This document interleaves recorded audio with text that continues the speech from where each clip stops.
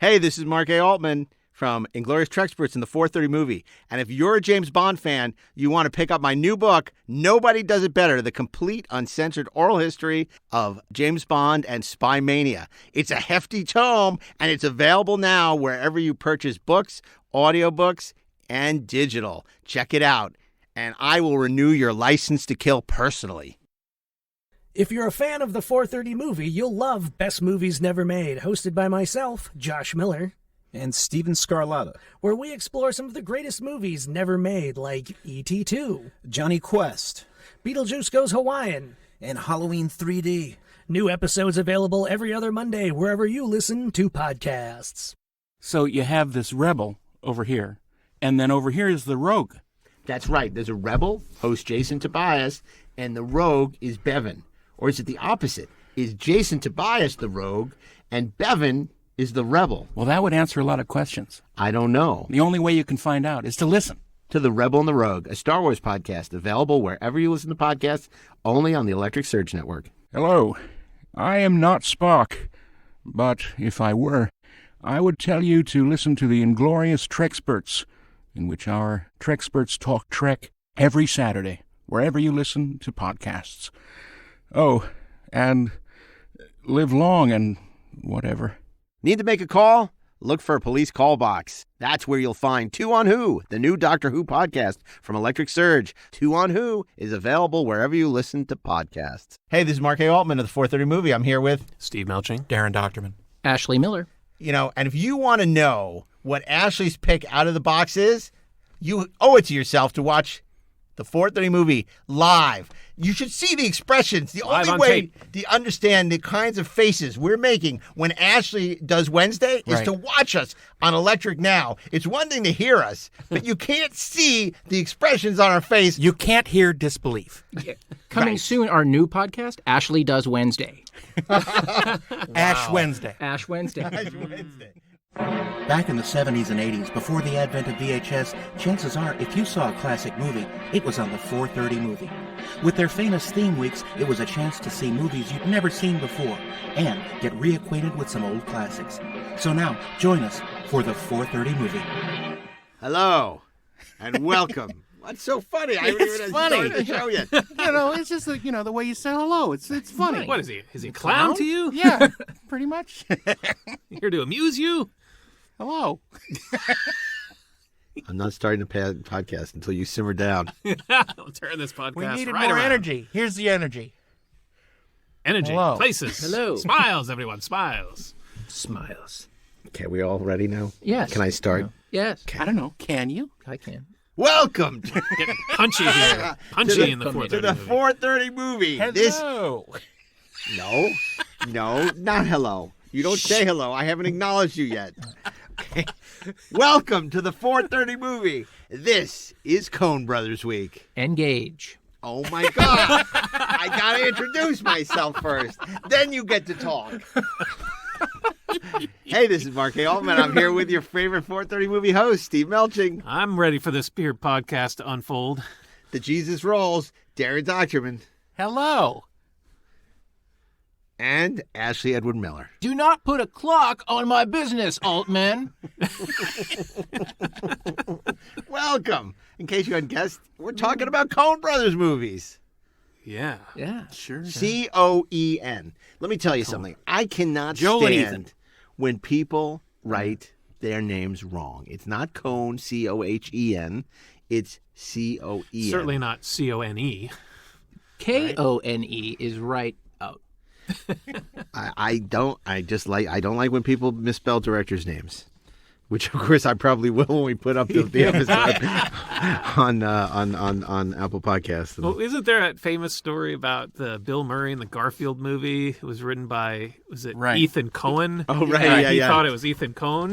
Right. When he signed up, Yeah. he realized, this isn't the Coen brothers. And I think it wasn't until the sequel that he realized. Just about did a spit take, thanks. I thought Wes Anderson was involved with it. How about Coen Brothers? Some of our, I think, our fine pound for pound, some of our finest filmmakers working most today. Consistent for sure. I mean, when you look at it, Lady Killers notwithstanding. Yeah, I mean they've done Burn After Reading. They've done a couple of movies that haven't really clicked, but for the most part, these are guys who've been working consistently for many years, and you never know what to expect with them. And they make a movie about every year or two, and they're always, like you said, you never know quite what you're going to get from it. It's probably going to be funny or weird. Or weird, yeah. Or very dark. But or very dark. It's like the Cracker Jack box. You just don't know what you're going to get when you reach in. Yeah. But you're pretty sure it's going to be a cheap little toy. Okay, so maybe that's not the best analogy. Wow. Coen Brothers Week here on the 430 movie. When did you first discover the Coen Brothers? Oh, my gosh. Raising Arizona, I think it was at 84. Well, I don't want to, that might be a pick, but that was the first one of their movies I remember seeing. Yeah, I remember reading in Fangoria, I think it was when they were talking about Evil Dead, how these guys were working with Sam Raimi. I remember reading about Crime Wave, which was one of their really, early things that Sam Raimi godfathered. It was like, but it wasn't until then, it was in the 80s when my grandfather called me and he said, I just read this review of this movie, Blood Simple, and it sounds like it'd be up your alley. You want to go see it? And we went to see it. And, of course, I just loved that movie and, became fans of theirs. I mean, I pretty much – there are very few directors now that I'll go see whatever they do. Mm-hmm. And, with the Coen Brothers, they're like directors I will always, want to see what they have in the theaters. Absolutely. I mean, and it's not just like the writing is always really sharp. They always have a really interesting cast, and they always look great. I mean, they're very well made. Look who they started. One of their first cinematographers was Barry Sonnenfeld. Right. Then when he became a director, started working with Roger Deakins. Yes. So it's no wonder that their movies look so good. It's interesting. I working together as a team. Brothers. I can't imagine working with my brother. Yeah, I don't think I don't think we get anything done ever. My brother's great, but we disagree about everything. They write their scripts together, and then one typically serves as the producer, and the other one's a director, and then they edit the movies also. Yeah. Although they do direct together, but they take the single credit for each producing of them. and directing. Yeah, which is also good. It's like you think both of them would want the director credit, right? But they have a way that they work, and the way they parcel out the credit. And they use that pseudonym. Was it Roderick Janes? Is their pseudonym for editing? Yeah. It's sort of like Soderbergh, where which I love and respect the fact that they don't want to slap their name all over the billing block. Same thing with Soderbergh, where his DP is a fictional construct because he shoots his own movies and stuff. Because they don't want to say written by Steven Soderbergh, directed by Steven Soderbergh, edited by Steven Soderbergh. From the mind of Steven Soderbergh comes a Steven Soderbergh film directed by. I see that a lot in young filmmakers, like indie movies or directed-video movies, where they want to take every credit. And it's the surest sign of an animated movie. Of an amateur movie. I pretty much thought it was the drawings. of an amateur movie, because it's like, and even on short films, it's so it's so low rent. It's this whole idea of edited by, directed by. I worked on this aspect of it. I want to insert my name into craft services by. Yeah. It's like, just take the directed by credit. If you wrote it, take the written by credit. That you had your hand in everything. Although, if you're the director, it would be kind of awesome if somebody decided to give themselves a front card credit for craft services, like on a film. I'd love to see that. I would love to see that. The rise of the auteur craft services. Gluten-free. Mac and cheese. We have only the very finest food. Wolfgang Puck.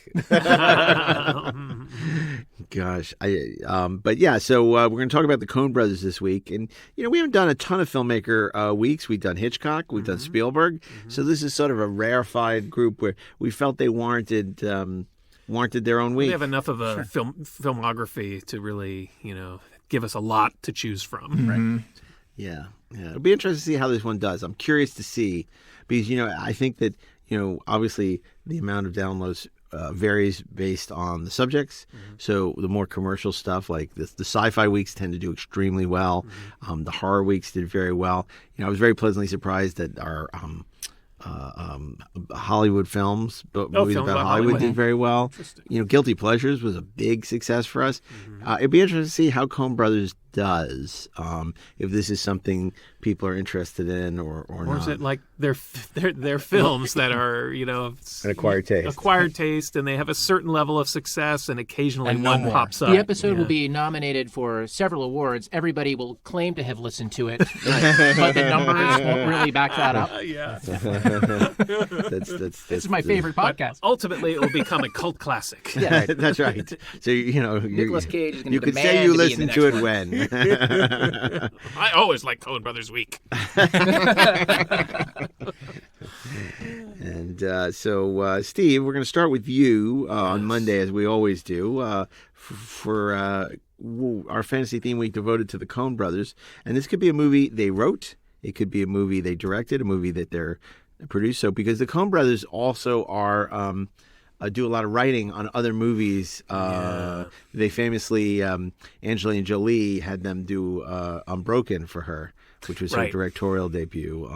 They did a ton of work on Bridge of Spies. Yeah. And you recognize their distinctive writing, specifically in the scene in which the family is trotted out, which isn't the family, which are all, KGB or Stasi, and it's just it has that Coen sense of whimsy. It's very clear. So okay, and then that great last line where he says, "Oh, you didn't bring a coat. You shouldn't have." Where they knew everything that had happened to him on his way into East Germany. So okay, so let's start with you on Monday, Steve Melching. Well, I'm going to go with a movie that was not one of my favorite Coen Brothers movies when I saw it, but has since become one of my very favorites, if not my favorite of their filmography. And I think it's a movie that a lot of Coen Brothers fans didn't dismiss or didn't get when it came out either, but also will rank it highly now. And this is a movie that came out it was their first movie they did after Fargo, and I loved Fargo, absolutely loved it. And I loved Raising Arizona as well, and Miller's Crossing, and we'll maybe talk about those later, I'm sure. But when we were talking about you never quite know what to expect from them, when this film came out, it was very different from Fargo. So I was going in expecting this great sort of bleak drama with some weirdness and humor to it, and instead you get this weird Raymond Chandler-esque comedy that has all this strange humor in it. And I was so excited to see this movie that my writing partner at the time was working on a production right down the hall from their production offices on The Lot, the old Lot studio there, and Santa Monica and Santa La Brea. Monica and La Brea, yeah. And, Warner Hollywood, it Warner used to be Hollywood, yeah, where Star Wars was mixed, Correct. as I recall, the original. And he got a hold of the script, and I'm talking about The Big Lebowski. I'll just get it out there. So Damn you. Is that your pick? Sorry, It was. Not Not anymore. anymore. Not anymore. Don't you think I know that? He called him. I told him not to pick The Big Lebowski. he got me a copy of the screenplay, and I was so excited because I loved Fargo so much. And I devoured the script, and I did not get it. I will not be ashamed to admit I did not get what the hell they were doing in this thing. And so I returned the script. I wish I still had it, but I'm sure it's floating around out there. I'd love to read it again. But Looking out for the rest of us. yes. So the movie comes out, and of course, I went to see it opening weekend, and again, I didn't get it. Like, a lot of people didn't. But I was like, it's not blowing my skirt up the way Fargo did. And You were then- wearing a skirt? Yeah. Or kilt. Okay, good. Blew my kilt up. And then, a year or two later, whatever, it comes out on disc, and I bought the DVD and watched it again, and then I got it.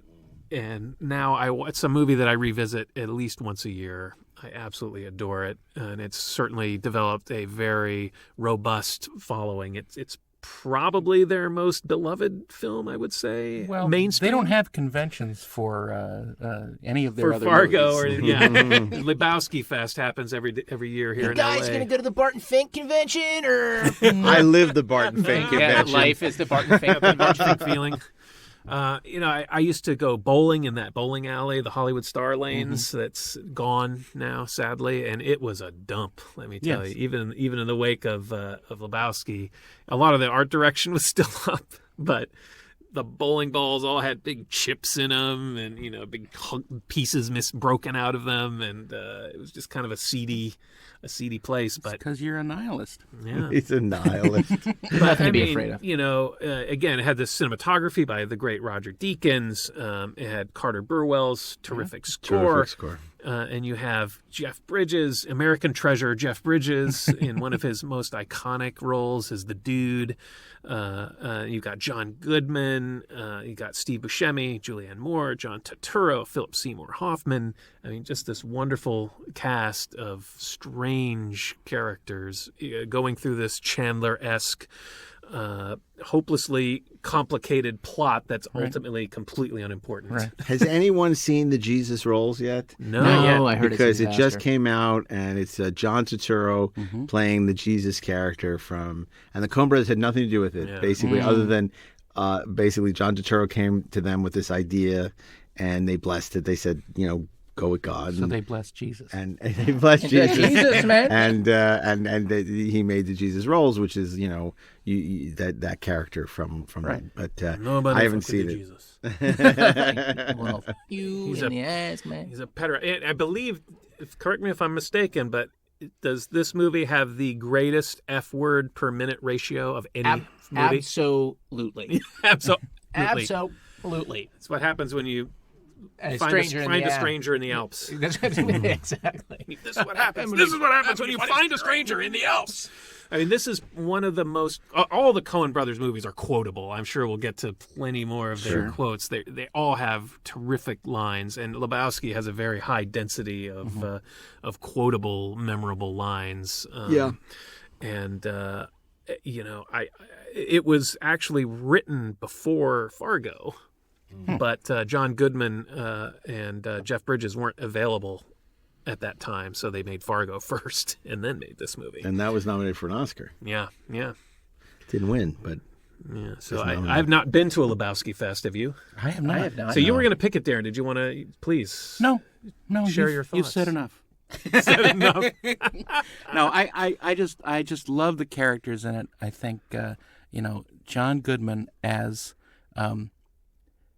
this blustery character that is Vietnam vet. who is basically John Milius. Yes. Yeah. They wrote it to be John Milius. he looks like John Milius in the movie. A with little the bit, beard yeah. and- But it's just so there's just so many layers of stuff going on that you have to parse out later. Yeah.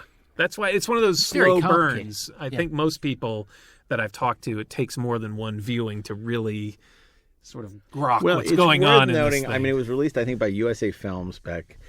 It was not a successful movie at Right, all. It yeah. did not do well at the Yep. time. In fact, I didn't even see it theatrically. I saw it on Laserdisc for the first It time. grossed $47 million in 1998. Worldwide. Yeah, on a $15 million budget. Their budgets are generally quite small. So I don't think it was a failure financial. Maybe it was. I don't know. It kind of was. Yeah, because with P&A, that's Yeah, not. that's you true. know, and it was a little more expensive too for them, because they had been working. Blood Simple was not a lot of money. Most of their movies were not very Right. expensive.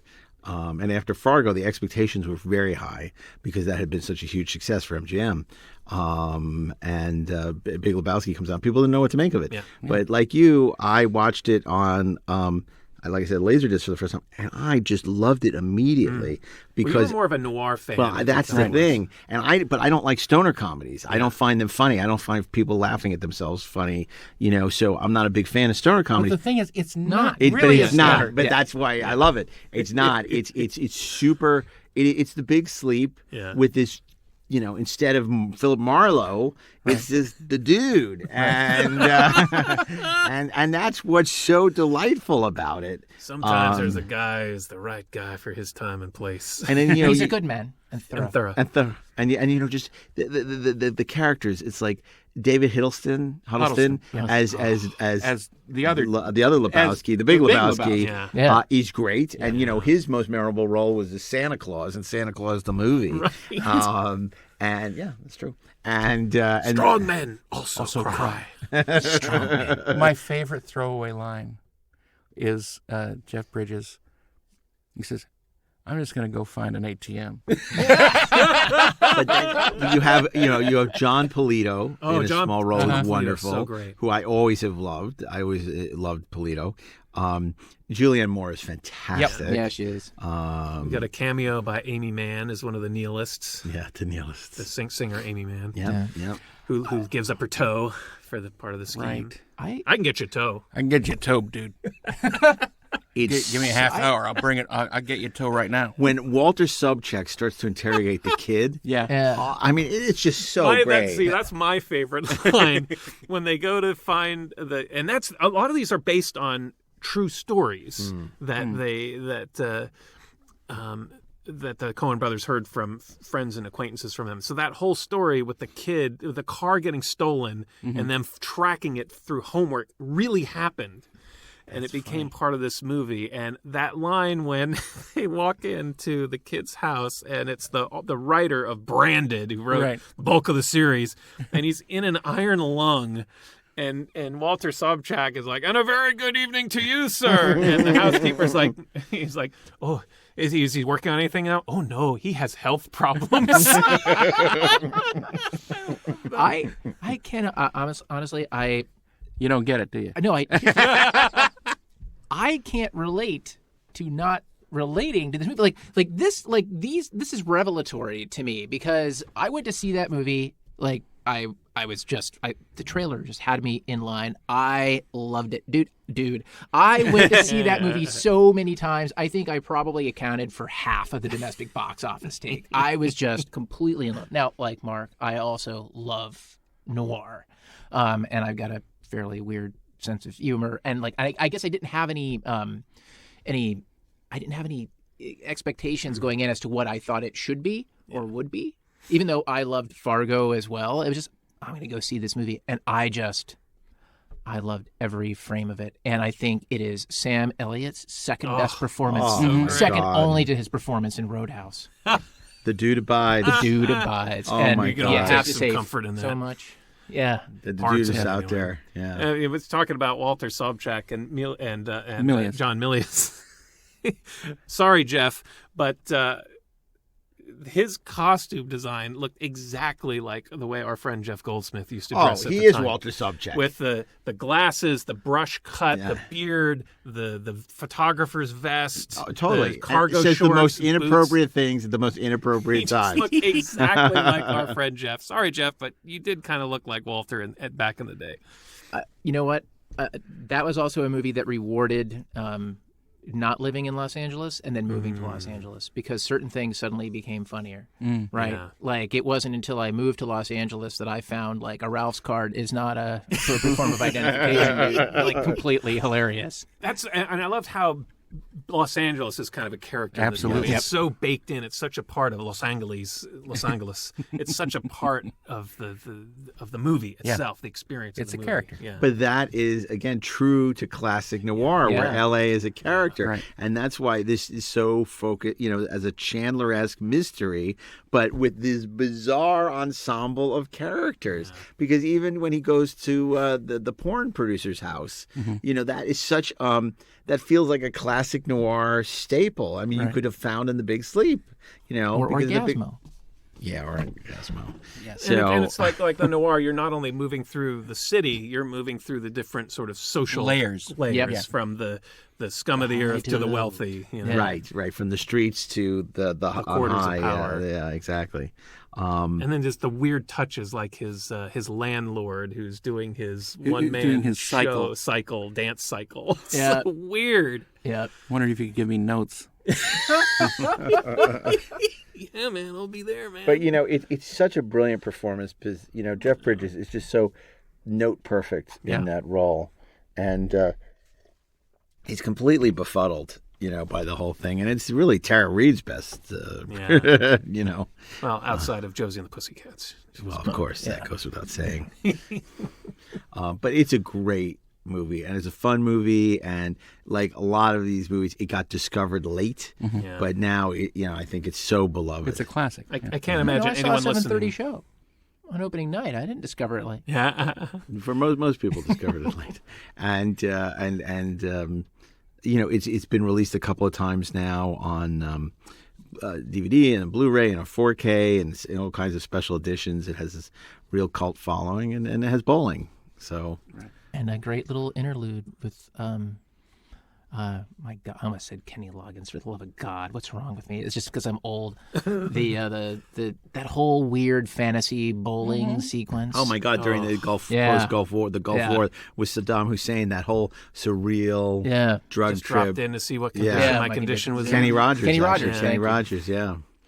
Kenny Rogers, and that's an amazing sequence. Yeah. But I can't imagine anyone listening to this has not seen this movie, but if you haven't, you should see it. You should see it. It's fantastic. Well, that's a great pick. What a great way to start us off on Monday. Yes. So that brings us to Tuesday. Now I'm wondering if Darren still has a movie to pick. Oh, I do. Because I figured this would probably happen. See? Because I know Steve. And I know that he's a bit of a spoiler himself. So, my backup is from 1994. Okay. And it is also sort of a retro type film. Okay. It's a black comedy. Big surprise. It's The Hudsucker Proxy. Okay. Oh.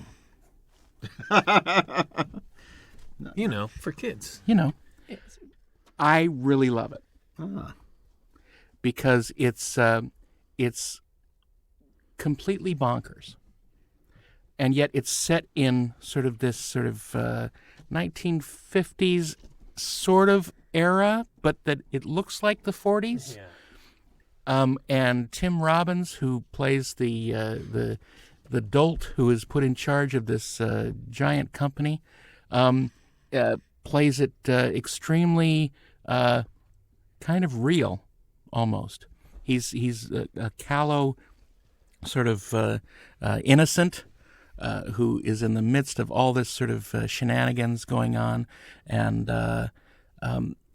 Paul Newman plays the head of the company, and it's so out of time. Yeah. And it's written like one of those fast-paced Howard Hawks and like the front page and the fast dialogue back and forth, and they're playing it like that. So it's almost a parody of those films. But I really like it, and I love the look of it, and I like the actors, and it's a wacky story, and it's edited frenetically.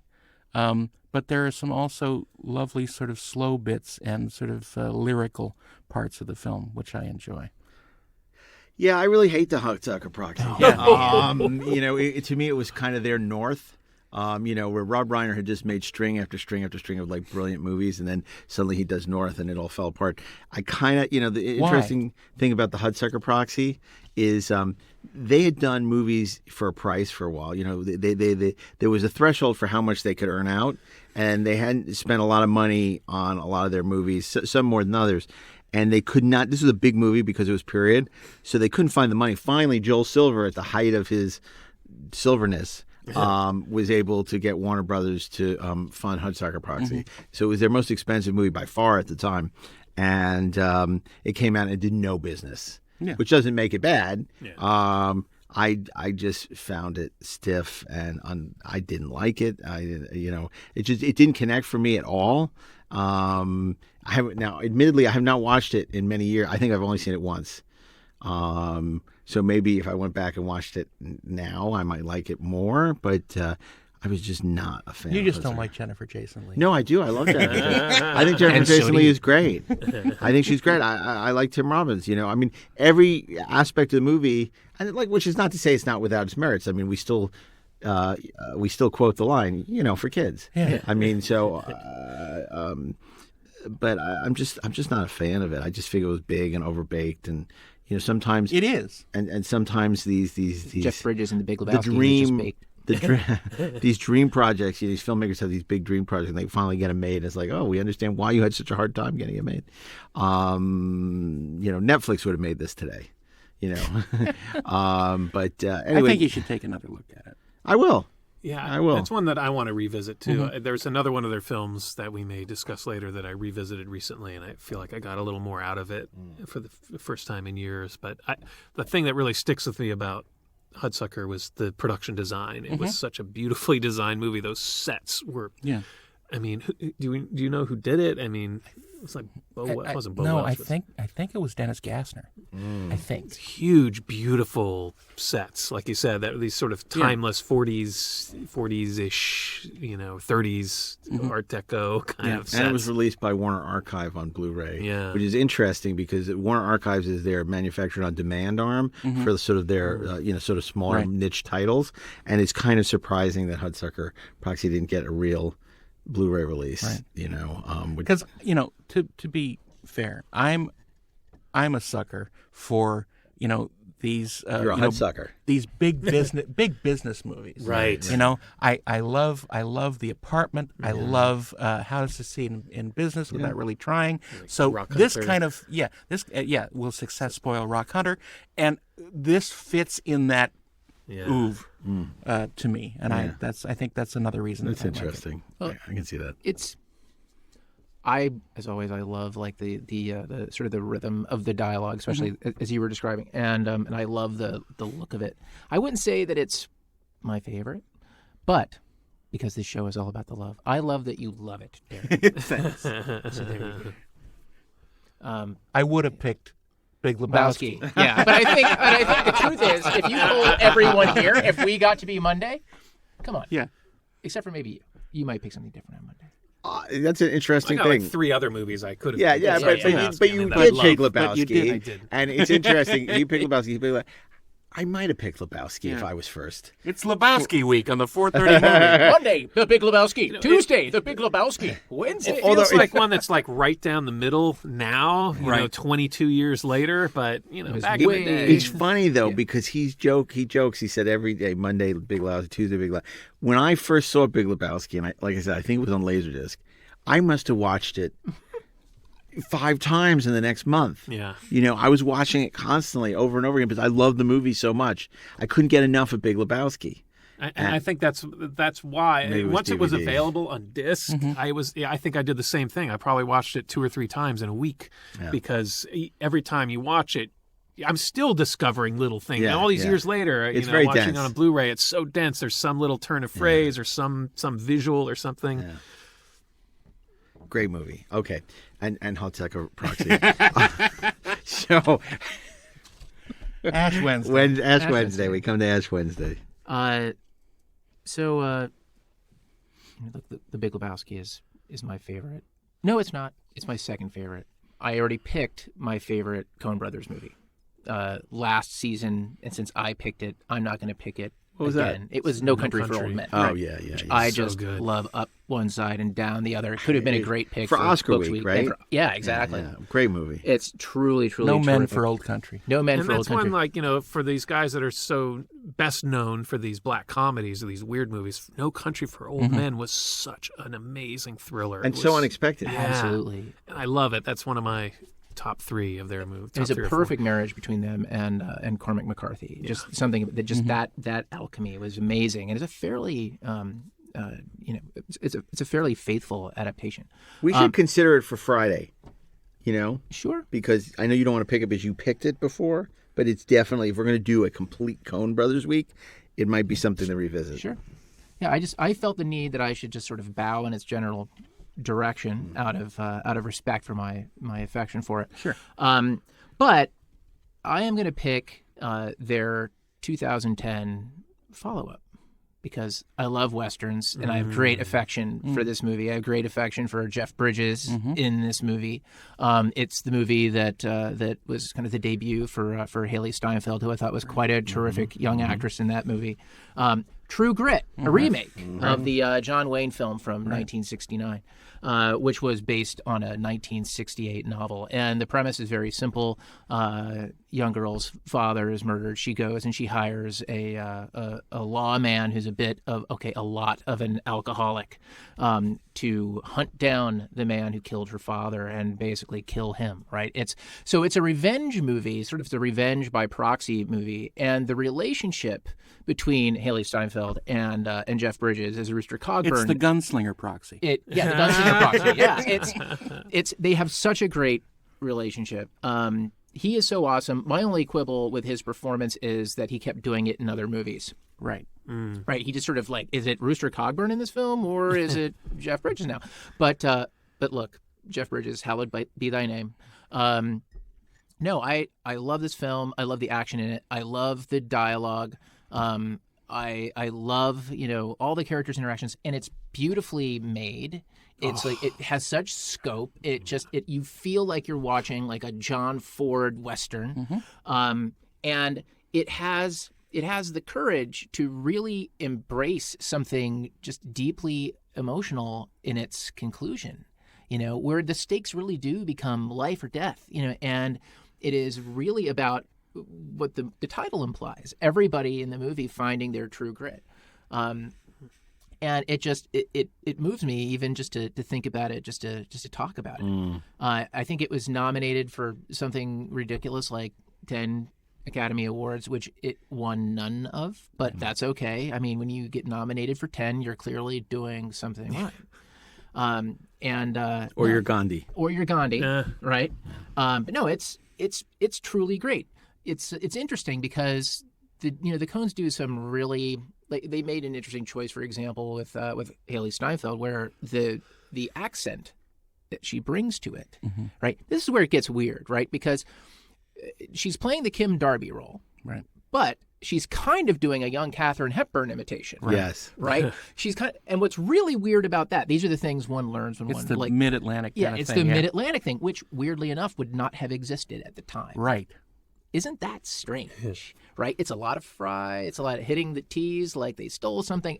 It sounds so great, though. Yeah. It works so perfect. It's like, and I think the reason why it works so well is it's this little girl, and it sounds like she is his mother. That's what makes the relationship just sing. Suddenly, she becomes his mother, not just a little girl. But I really would have liked to have seen Haley Steinfeld play Miri. Right.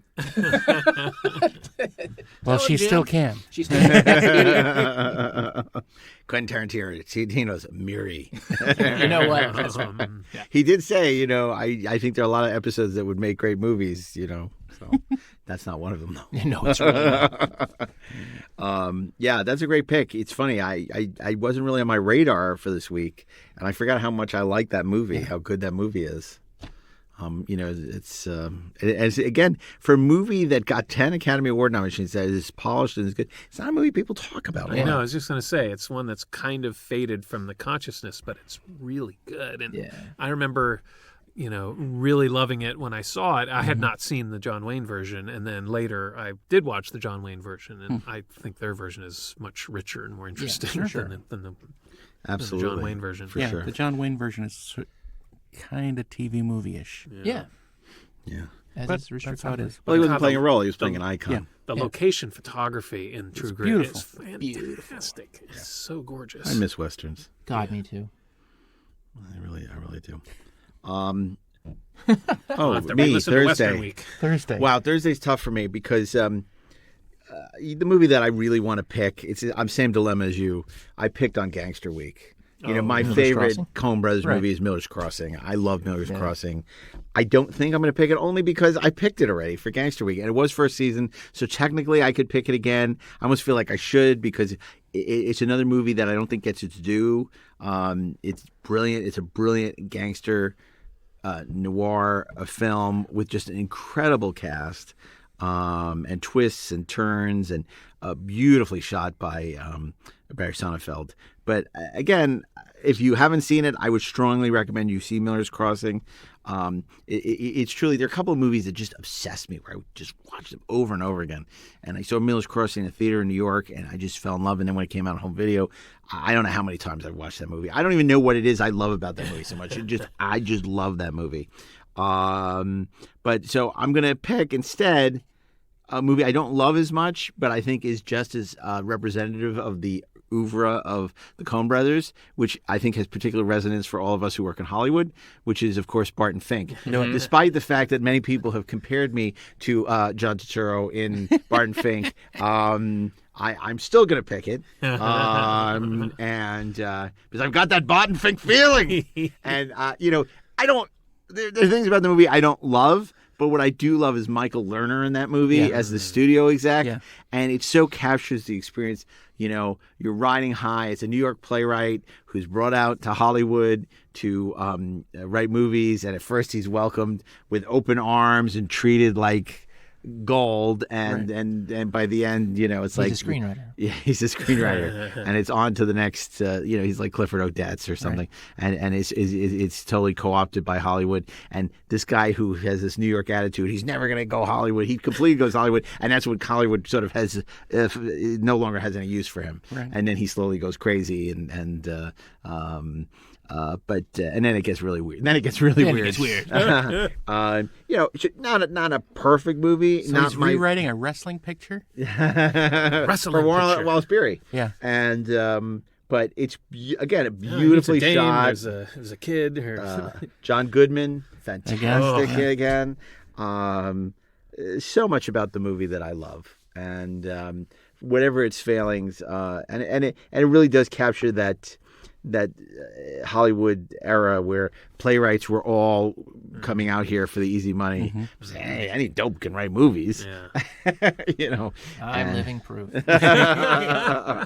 So my pick for Thursday would be that was going to be my number 3. That was the one I just revisited like 3 weeks ago. I How got was the it? Blu-ray of it. It holds up great. I wasn't a huge fan of it when it came out, so that's why I feel like I got more out of it watching it years later for the first time in several years. And it looks, see it again for the first time. It looks great, and John Goodman is hilariously sort of weird and unsettling and friendly, but scary all at the same time. He's great. He's the devil. I came very close to picking another Hollywood film of theirs, which is Hail Caesar, which is more recent, which I also really liked and did no business. Yeah. And I thought there's a lot of wonderful things about it, including Alden Ehrenreich, who played young Han Solo, who's terrific in that. Yeah. And his scenes with Ralph Fiennes as this really rarefied, elegant director, and then you have this Southern cowpoke who's done a bunch of kind of low rent westerns, who's now suddenly a star and doing this high end parlor dramas. It's great, and it's laugh out loud funny. George Clooney is this total dunce. It's another great George Clooney performance for those guys. What does he play in the movie? He really, I think, changed the way people saw him with Oh Brother, Where Art Thou? But I think he's even better in Hail Caesar. But people and Josh Brolin is great. Which is it's loosely inspired based on the real. They used the name of Eddie Mannix. Eddie Mannix was a fixer for MGM. Was it MGM? Yeah, it was MGM. And even the whole thing with Scarlett Johansson, I think people see like all these huge actors and they expect them to have this big role, and they're sort of glorified cameos in a way. And so I think it's, plus inside Hollywood stories I think don't appeal to a lot of people. So, but boy, I'm just so obsessed with that era of Hollywood that I just loved it. And who's really good? Channing Tatum is really good at it. But yeah, I like Hail Caesar, but Barton Fink will have to do it. Whenever I think of Barton Fink, I think of that Simpsons joke when Bart and his friends think they're getting away with something going to the movies, and they're so excited to go see Barton Fink. Barton Fink. I just imagine these 10-year-olds watching that movie. That's funny. So let's talk about Friday, because there are a bunch of other Coen Brothers There's movies. a bunch. So many. Fargo. I we love to talked death. about, yeah. It's probably, I don't know. It goes between Lebowski and Fargo. It's my two favorite Coen Brothers movies. Fargo's their most popular movie. It's Yeah. the ones that made them as close to a household name as they'll ever be. Right. It won Best Picture, I believe.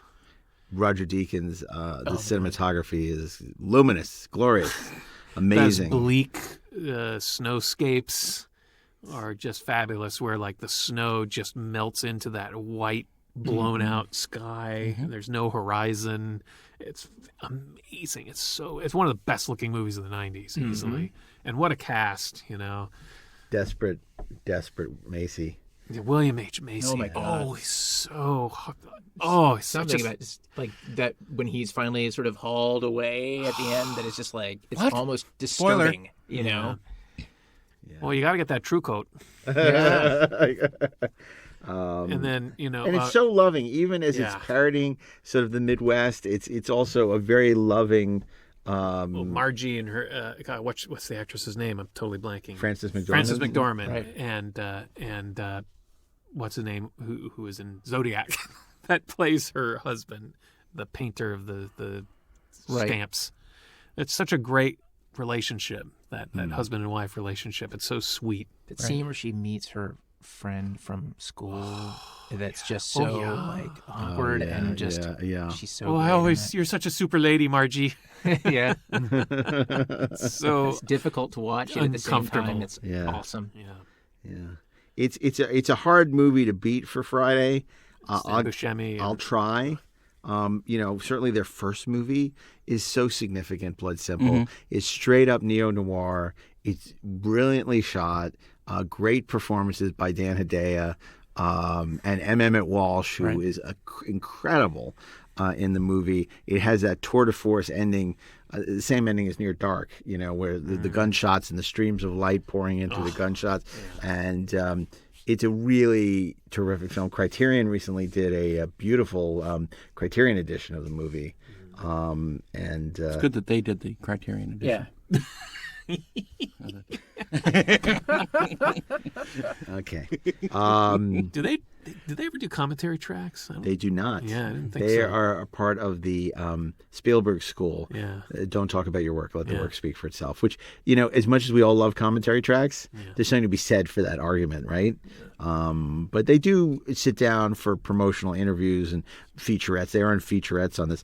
A dark horse for this slot, I would say, is a movie I like. Not many people like, the black and white movie, The Man Who Wasn't There. I like that. There's a lot I like about that. It was actually, a lot of people don't realize, shot in color and desaturated to black and white because so they could release it overseas in color. Oh wow. Because they figured it would do no business. A black and white movie released overseas, so I think it was released in color in certain territories. Turned out It to be did the no audience business. that wasn't there. Yeah. Oh. Is that Billy Bob Thornton? Billy Bob Thornton. Yeah. Yeah. I think I quite like it quite a bit. Obviously, I'm alone on this. Tell you what else I really like. I don't know if any of you do. Which probably their most underrated, underappreciated, underseen movie, A Simple Man. Oh, yeah. Yeah. It's interesting. That's one that kind of, I can't say I loved it, but it kind of stuck with me. There's something about it that's sticky. I love it, but it's a tough watch Yeah. if you're not feeling it. And Fred Malamed as the love interest of his wife leaves him for. Spielberg's wife leaves him for is great. I think he got nominated for an Oscar for Best Supporting Actor. I really like that movie. I haven't watched it in a while. That's the one that I've been wanting to revisit the most. I've only seen it once. There's several of these that I've only seen once, but that's the one I really have been wanting to watch again that I haven't. Now, I love Raising Arizona. It was my first Coen Brothers movie. Yep. And it is just... It's You're just right? really funny. Yeah, I just decided to hurt myself. Go ahead. I'm sorry, Steve. It's Well, all how that, Raising Arizona of you.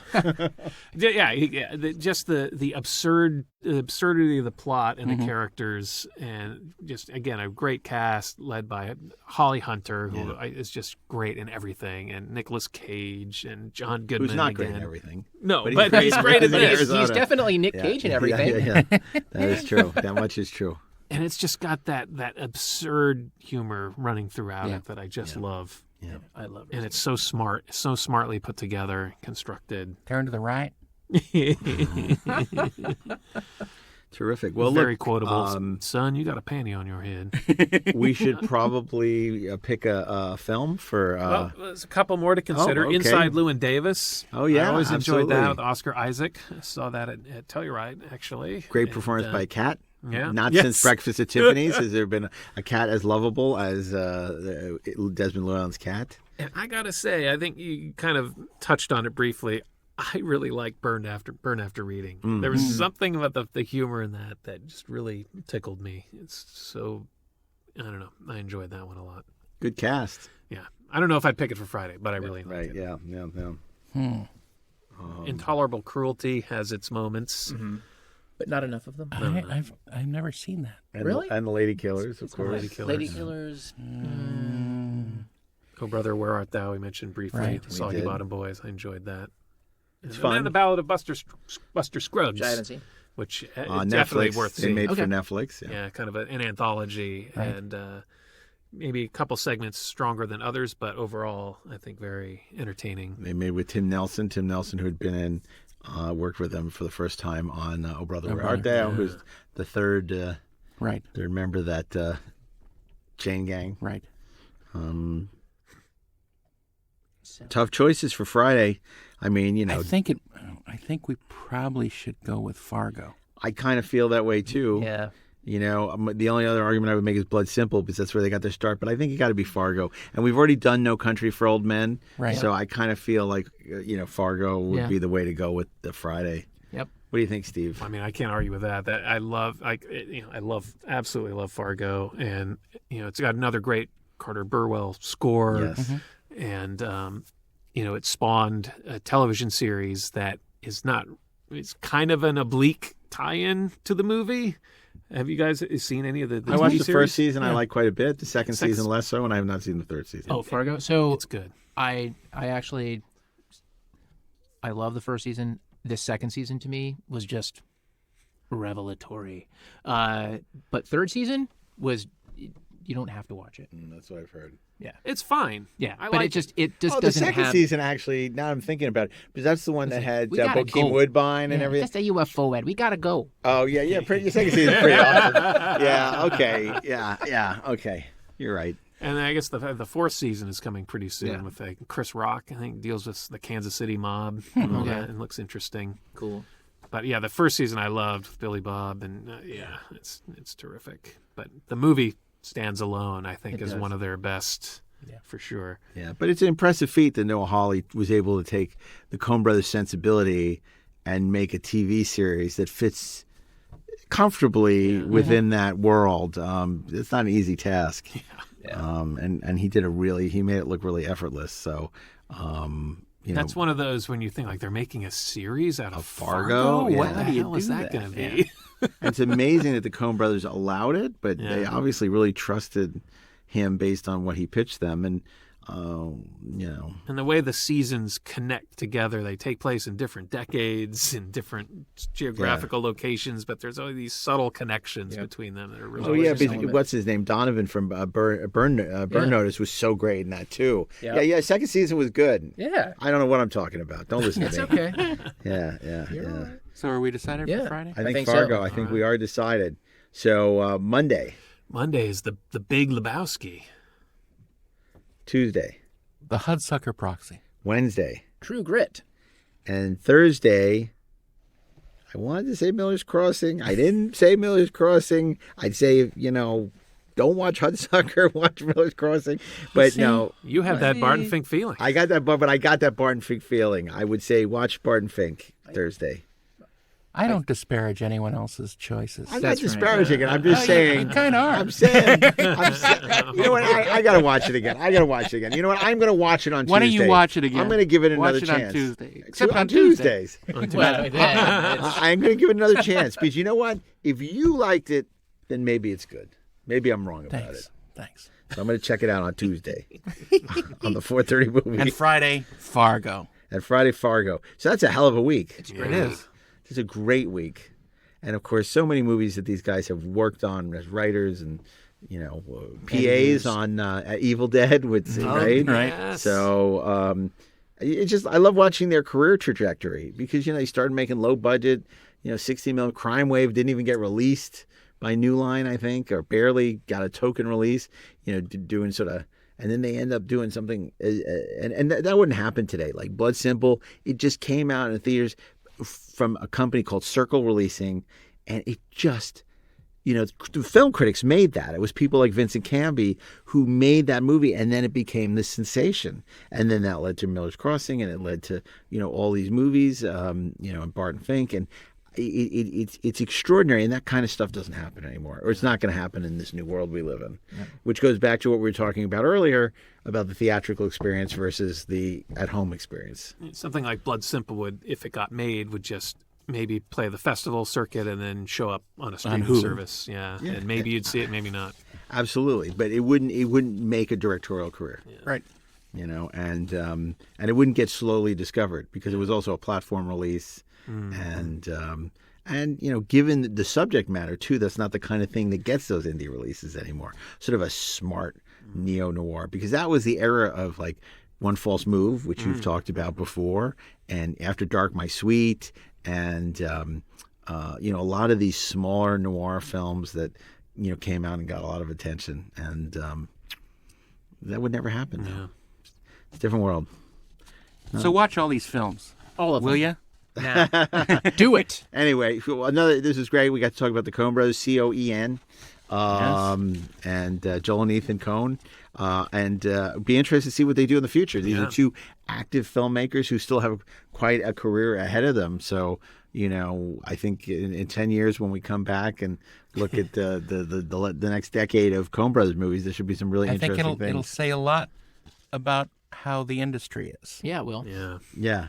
Well, I mean, it says a lot, the fact that their last movie was for Netflix. Not that there's anything wrong with doing anything for Netflix. It's amazing. I mean, Netflix is like the Medicis. I mean, they're just like, by giving out this money to people, they're the patron of the arts.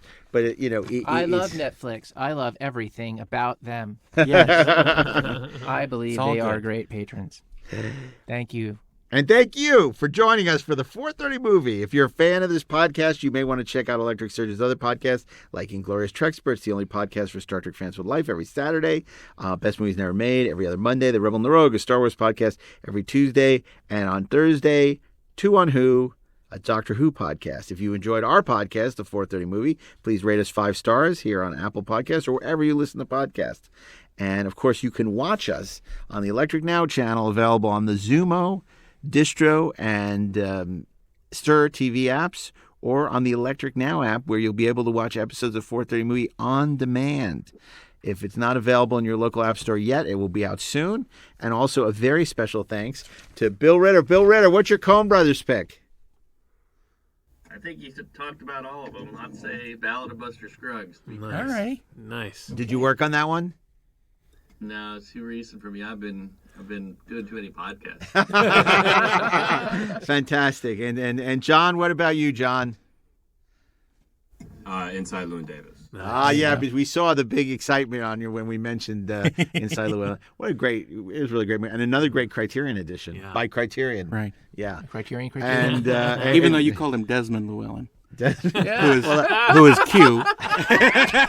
Desmond Llewellyn. I would absolutely watch that movie. Oh my God! He did. That is all. Desmond Llewellyn. He got Bond brain. Oh my God!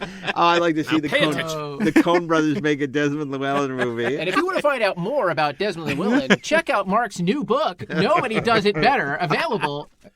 That's really funny. He's interviewed for that book. I talked to him before he died. I hope so.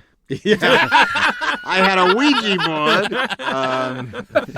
He probably would have said this. 07. Who is this? Q. This Aston Martin really ties the room together. Oh yes. Man. Okay, and then we also got, who else we got back there? We got post-production coordinator Dylan. What's your vote for the Coen Brothers? I like Burn After Reading. Yeah. There you go. Oh, Okay. wow, making a comeback. Between Steve and you, we got some Burn After Reading fans. So that's interesting. That's another movie that did no business when it came out and yet is being discovered or rediscovered now. So that's fantastic. And finally, production associate Mr. Peter Holmstrom. You're on the spot. What do you think? I'm going to go with Bridge of Spies. Bridge of Spies. Oh, Good yeah. choice. There you Good go. choice. We picked that for Spielberg Week, but it making returning appearance here. I love Bridge of Spies. You can never go wrong with Bridge of Spies. Of Madison County. And I would, Just one. and I would, and we want to know what you think. So you can let us know what your Coen Brothers picks are at Electric Surge on Facebook or at 430 Movie Podcast on Twitter. And until next week, no, there won't Eyewitness be a News. next week. I don't Oh, know. that's there might, right. No, there might be a next week. There'll always be another tomorrow. What is that song? There's always tomorrow. There's always tomorrow. Anyway, on that Don't note, stop thinking about don't tomorrow. stop believing. Don't trust them. Don't believe. Let Well, now them I'm just going. die. Okay. Until next week or whenever the 430 movie returns, Eyewitness Movie. Wow. What? Okay. You're listening to the. Until next week, or whenever the 4:30 movie returns, keep Good night. rocking with the oldies. reaching for the stars. Keep your feet on the ground. Good night no and good flipping. luck. Thank you for listening to the 430 movie. It's been a real pleasure being with you here today. Courage. All right, let's wrap it up. Until next week, Eyewitness News starts now.